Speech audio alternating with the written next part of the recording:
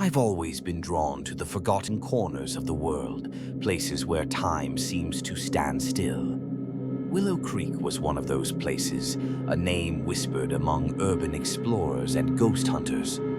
I had to see it for myself. As I drove into town, the sun dipped behind the hills, casting long shadows that danced across the cracked pavement. The first thing that hit me was the silence. It was deafening. No birds chirping, no rustle of leaves, just an oppressive stillness that wrapped around me like a heavy fog. I parked my car in the town square, surrounded by dilapidated buildings that loomed like ancient giants. Their windows were dark, hollow eyes staring back at me, and I felt a chill creep up my spine. I grabbed my camera, eager to capture the haunting beauty of this place. Each step I took echoed in the emptiness, and I couldn't shake the feeling that I was being watched. The trees, twisted and gnarled, seemed to lean closer, their branches reaching out like skeletal fingers. I shook off the unease and focused on the task at hand. As I wandered deeper into the heart of Willow Creek, I stumbled upon the old church. Its steeple was crooked, and the door hung open, inviting yet foreboding. I stepped inside, the air thick with dust and the scent of decay. Sunlight filtered through the broken stained glass, casting eerie patterns on the floor. I raised my camera, capturing the beauty of the decay, but something in the corner of my eye made me freeze. A shadow moved, darting just out of sight. My heart raced as I turned, but there was nothing there, just the oppressive silence. I tried to convince myself it was just my imagination, but the feeling of being watched intensified. I pressed on, documenting the remnants of lives once lived, each photograph telling a story of loss and abandonment. Then I heard it, a faint whisper, barely audible, like a breeze carrying secrets.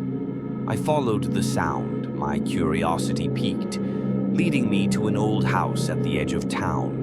The door creaked open as if inviting me in. Inside, the air was colder, and the whispers grew louder, swirling around me like a haunting melody.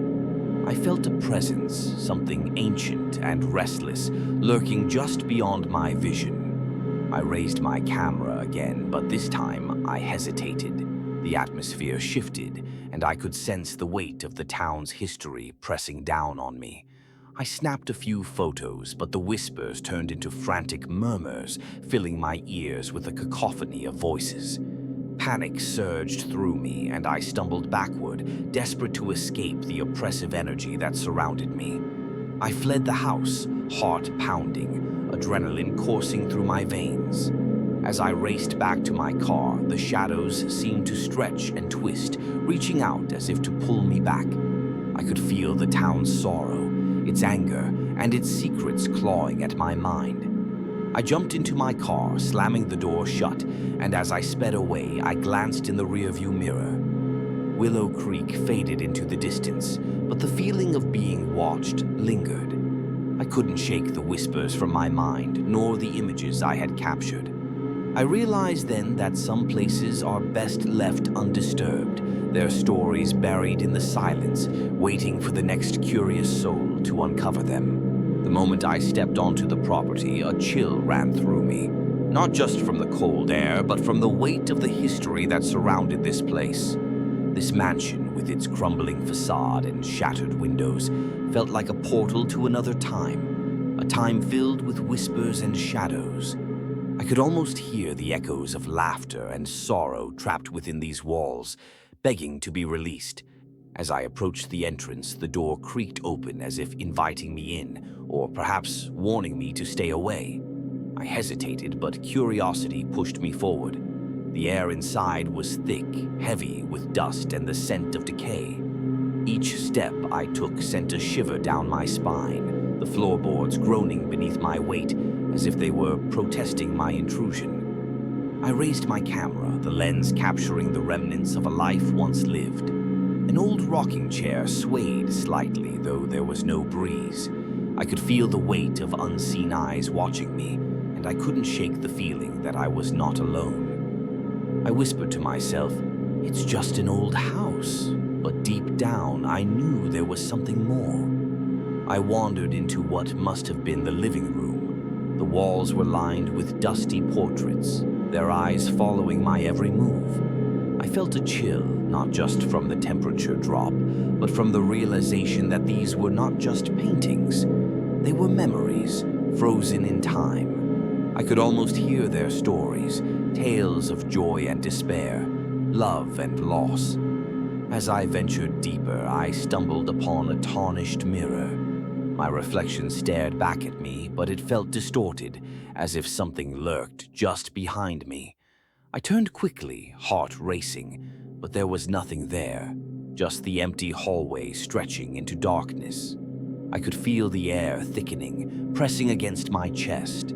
With each click of my camera, I felt the atmosphere shift, as if the mansion was responding to my presence.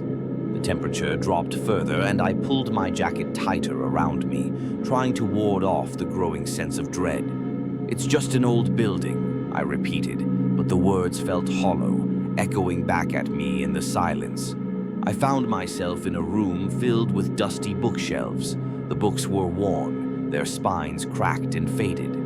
I reached for one, the moment my fingers brushed the cover. A loud bang echoed from somewhere deep within the mansion. My heart raced as I spun around, adrenaline coursing through my veins. Just the house settling, I told myself, but the unease gnawed at me. I pressed on, driven by a mix of fear and fascination. Each room held secrets. Each shadow seemed to whisper my name. I couldn't shake the feeling that I was being drawn into a story much larger than my own. A tale of the past that refused to be forgotten. I was not just a visitor. I was an intruder in a world that had long since moved on. As I stood in the center of the grand hallway, the air grew thick with tension. I could feel the weight of the mansion pressing down on me, urging me to leave, yet I was captivated. I was here to uncover the truth, to document the remnants of a life that once thrived within these walls. But as the shadows danced around me, I couldn't help but wonder, what truths were better left buried? I can't shake this feeling. It's like a weight pressing down on my chest, a chill creeping up my spine. I'm walking down this long, dimly lit hallway, and it's as if the darkness itself is alive, watching me. I know it sounds crazy, but I swear I can feel eyes on me, cold and unyielding. I glance back, half expecting to see someone lurking in the shadows, but there's nothing. Just the oppressive silence that seems to swallow every sound. But the sensation doesn't fade, it intensifies. I try to convince myself it's just my imagination, a trick of the mind, but the whispers, they're there, just beyond the walls. Faint, almost like a conversation I can't quite catch. My heart races and I can feel the hairs on the back of my neck standing on end. It's unnerving, like I'm intruding on something I shouldn't be. Then it happens. A door creaks open behind me, slicing through the silence like a knife. I spin around, my heart pounding in my ears. There's nothing there, just an empty room, its peeling wallpaper curling away from the damp walls. I take a shaky breath, my instincts screaming at me to leave, to get out of this place. As I turn to head back toward the front door, I see her. A figure stands in the doorway, blocking my escape. My blood runs cold. It's a woman, her face pale and gaunt, eyes hollow and dark, as if she's been pulled from the depths of some nightmare. Her clothes hang off her like rags, and her hair is a wild tangle, framing her face in a way that makes my skin crawl. She doesn't say a word, but her gaze pierces through me, sending a chill straight to my core. I can't move. I'm frozen, caught in the web of her stare. It's as if she's searching for something within me, something I can't even name. My instincts scream at me to run, to break free from this paralyzing fear, but my legs won't respond. In that moment, I realize I'm not alone in this hallway. The darkness isn't just a backdrop. It's alive, and it's hungry. I can feel it closing in, the whispers growing louder, more insistent. I take a step back, my mind racing. What does she want? Why is she here? I can't stay. I have to get out.